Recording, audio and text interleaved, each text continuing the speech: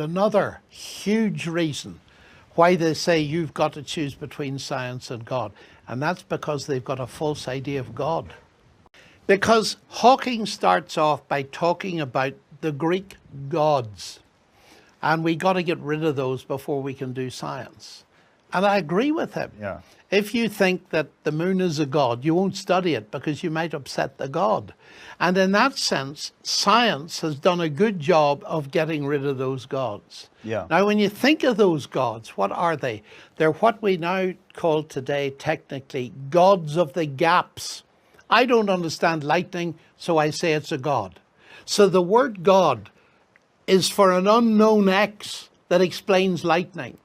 But once I do a course on astrophysics in Oxford or somewhere else, God just disappears. So that God posit, disappears. So God, according to their false definition, the very idea of God pushes out reason, and once reason comes in, God disappears. That's exactly right. Now, what I suddenly realized is this. They currently place the God of the Bible in the category of a Greek God. And I was up against Michael Shermer. I don't know whether you've ever come across Michael Shermer. I know of him. Editor, Skeptic magazine, in a debate in Oxford. And I think it was he. There were 3 people against 3 of us, you see. And he looked at me and said, "You are an atheist." He said that you're an atheist. I'm an atheist. And I knew what was coming, of course. "You are an atheist with respect to Zeus, Artemis, Baal," and he went on far too long because I know most of these gods. I'd come across them before. And then he said with a great grin, "We just go one God further, and we reject Jehovah, the God of the Bible." And I thought, how ignorant can a person be of the ancient gods? Because if you've done any thinking at all and read anything, which I have because I'm very interested in the ancient gods, they're the background to my book on Daniel, and they're very similar, but it's a different story. Is your book on Daniel out? Oh, yes. What's the name of that? Against the Flow. Against the Flow. Yes. And you've just reminded me, forgive me for interrupting, but your website is johnlennox.org. .org. Yes, and there's a lot of stuff on Veritas, a huge amount, about 60 lectures I've given in the US, debates, and so on and so forth. I'm very interested in the ancient gods. And the common characteristic they have is, in all those ancient mythologies, they have a cosmogony, yes, but they also have a theogony. And a theogony is the genesis of the gods. Yeah. Because the gods appeared from the primeval stuff of the universe. In other words, they're material gods. Now, again and again, I have to hit pause because that's a big idea.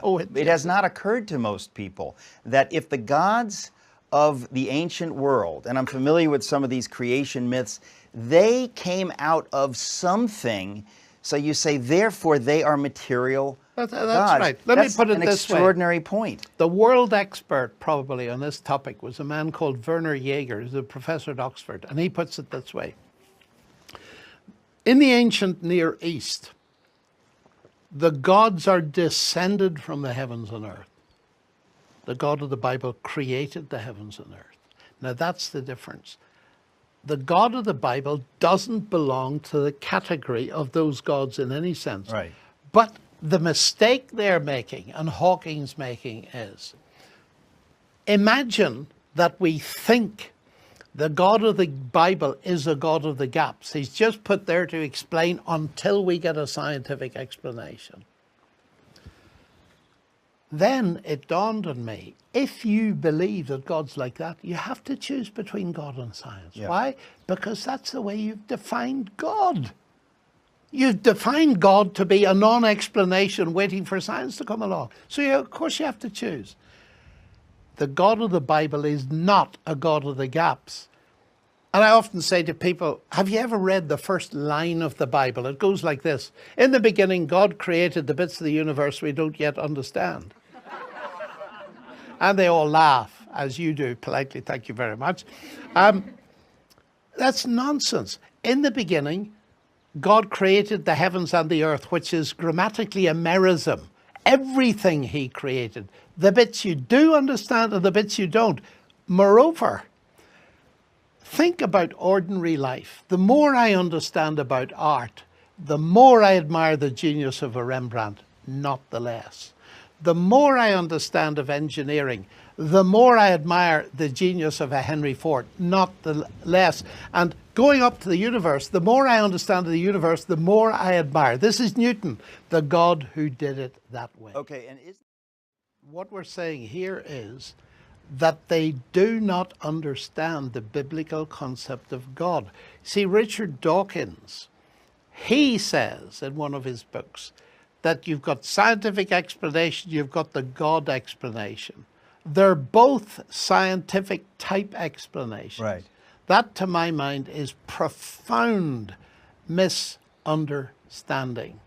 The God explanation is not even in the same category as the scientific explanation, and I'm going to move to that. And I said to him, much to his irritation actually on one occasion, the God you don't believe in, I don't believe in either. You know, you're tilting at a windmill, you see. And Richard Dawkins, he shows it, he reveals it in The God Delusion, where he says, and here's one of his main arguments, I couldn't believe it. I just could not believe it. If you say God created all this, you're going to have to ask who created God.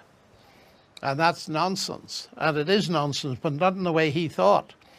Because if you ask who created God, you're assuming God is created.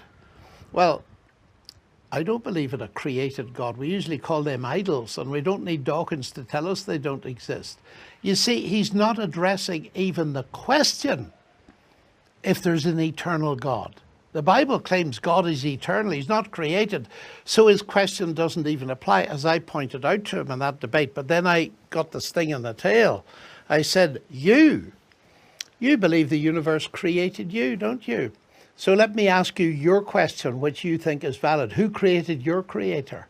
I'm still waiting for an answer, and that's 10 years ago. Well, it's funny because when you talk about somebody saying, well, who created God, they're still staying inside the time-space cosmos. In other words, that we say that God created time and space, and so causality is in that idea, that if God created something, who created God? But that's still inside the creation. But it's actually logically very silly. I mean, I used to get it in Russia, and it used to be very funny. They'd ask me this question, or children would ask it in Britain. I never heard it from professors. But in Russia, they'd say this, and I'd say to them, these were the old days, you know, when I used to go. They'd tell me, I say, what do you believe about the universe? They say it's eternal. Oh, I said, isn't that interesting? You believe in an eternal universe, and yet your question, who created God, shows you cannot conceive of an eternal God. Why is that? How can you conceive of an eternal universe, not an eternal God? It's just totally inconsistent. I said, your problem is you can't even think there might be an eternal reality that is a person, you see. But it is a very silly objection, and to find it at the heart of his book. But I want to go back to the second main reason. I said Hawking and Dawkins' problem is they're dealing with the wrong concept of God by pitching God against science as an explanation. But now move to the science.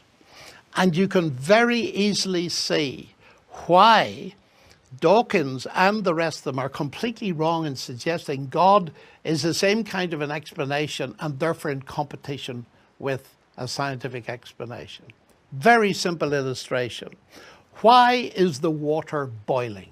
Well, it's boiling because you've got heat energy from a gas flame being conducted through the bottom of a good Irish copper kettle and agitating the molecules of water. That's why it's boiling. Is it?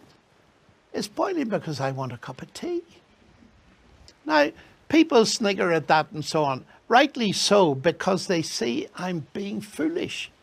That the explanation in terms of heat energy, the scientific explanation, doesn't compete with the personal explanation of my desire for a cup of tea. In other words, Both are correct. Both are correct. And you do not have to push one away and say, this is the correct one. Both are It's as if to correct. say, because I can explain this in terms of heat equations and physics, John Lennox doesn't exist. I mean, that is the level of the argument at the moment. I actually remember in grade school getting this materialistic worldview pushed on us. People would say, a teacher would say, you're made of chemicals, and if I were to reduce those chemicals and sell them, you're worth about $2.86. This is in the gone up a bit, in the 70s. anyway. In the 70s, yeah. You're worth a bit more, Eric, in case you're Thank feeling you. inferior. Yeah, now I'm You're worth about a bit $7 more. or $8. But the thing is that very idea is itself a lie. In other words, that a human being could be reduced to chemicals. Right. I am chemicals, but I'm more than chemicals. That's right. I'm both. This is reductionism again. Yeah. Now, go back to my illustration. Even kids can see it. Yeah. I tell kids in school, you know, they're 10 or 11, and I say to them, look, here's a Ford Galaxy engine, motor, in an automobile. Now, I want to give you two explanations for that. One is automobile engineering and physics. The other is Henry Ford. Tell me which explanation is true. But, sir, you need both. They've got it. Why cannot some of these high-powered professors see that? I think they're simply uncomfortable with the idea of God. I think they'll do anything to shy away from it because it really would blow their world to smithereens. It does. And they are frightened. And I think that they're, you know, as I hear you talk, it strikes me that they and their ilk are on the run because science increasingly makes the case for God. The more science we know, this is the irony, and I think that this wouldn't have been true 100 years ago, and so that worldview has carried on and on through the decades, but that the science of the last 40 or 50 years points us more and more to believe that there's a God. And I think that they're willfully ignorant of that, because to acknowledge, we haven't talked about the fine-tuned universe, but you couldn't know most of what we know about the fine-tuned universe 50 years ago. No. And the more we know about the universe, the more uncomfortable it makes someone who says, oh, there are plenty of planets out there with life on them, and it's inevitable that life will evolve. Well, let's come to that in 2 minutes. Yeah.